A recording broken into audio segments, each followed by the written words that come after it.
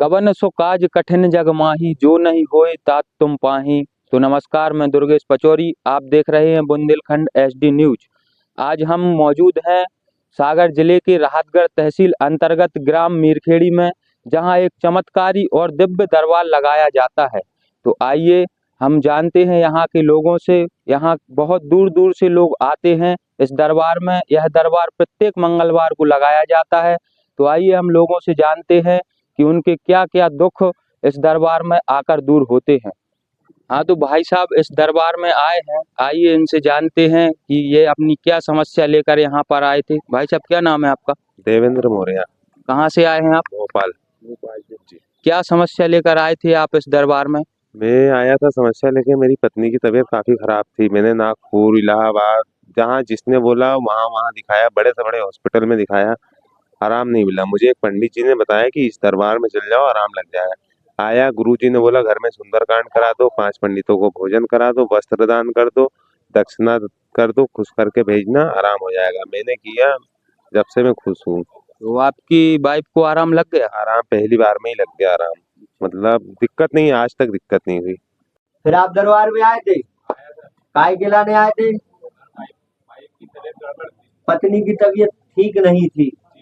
कितनी जगह दिखा चुके थे पत्नी को? हर जगह दिखा चुके थे। दरबार में लाए थे पत्नी को, पत्नी ठीक हो गई। बोलो जय। बोलो सीताराम सरकार की जय। कितना समय होगा ठीक भाई? 4 साल हो गए। पंडित जी ने तुमसे कहा लो तो दरबार में पैसा लो तो कोई नहीं लिया? ठीक। पत्नी स्वस्थ है? ठीक। बोलो सीताराम। लो जब बहुत सब बच्चों को देना और पत्नी को देना, ठीक है? बोलो साथ में लाए।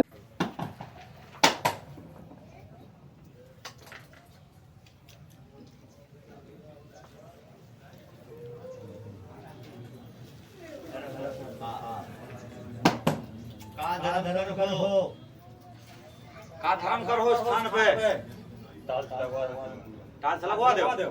जय जय बोलो सीताराम सरकार की जय।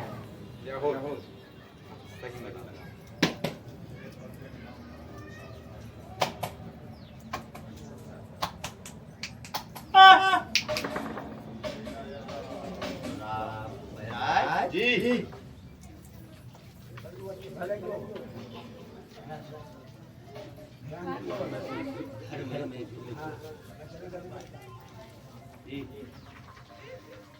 आज हर घर में आज ही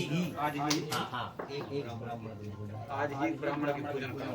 चरण करवाने घर के बाहर उनके गले में हार फूल माला पहनाने और चंदन लगाने, उनके चरणों में चावल चढ़ाने, उनके चरणों में फूल चढ़ाने, उनके चरणों में घर के बाहर, और पति पत्नी को मस्तक नवाने को उनके चरणों में ब्राह्मण और गजरहार फूल की माला उनके गले में पहनाने। फिर पति पत्नी को गले लगे हैं, आश्रम में बैठाए हैं, उनको भोजन करे हैं। जो चरण भोजन है चरणोदक, तो आचमन पति पत्नी कर हैं।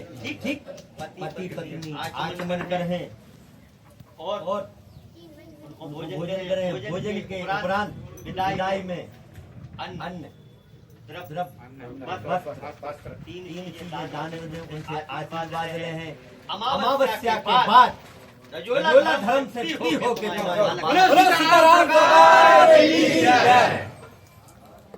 तो अभी हम जनता के बीच में मौजूद हैं, जो यहाँ दरबार में लोग बाहर से बहुत दूर दूर से आए हुए हैं। तो आज हम उनसे बात करते हैं कि इस दरबार में क्या चमत्कार होता है, कैसे लोगों की मनोकामनाएं पूरी होती हैं। तो भाई साहब, आपका नाम क्या हुआ? मनोज तिवारी। कहाँ से आए हैं आप? हम खराई से। कितनी बार इस दरबार में आप आ चुके हैं?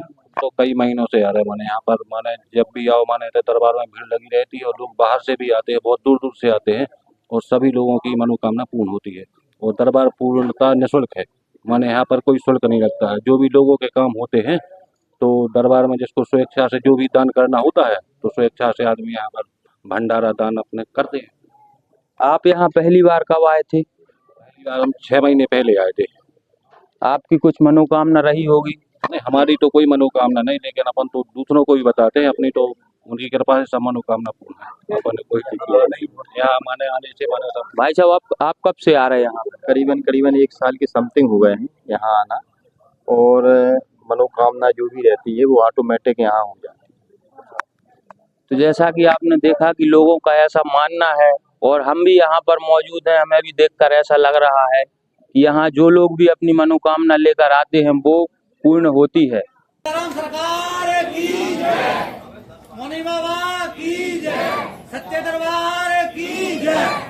कैमरामैन सचिन आठिया के साथ दुर्गेश पचौरी, बुंदेलखंड SD न्यूज, मीरखेड़ी।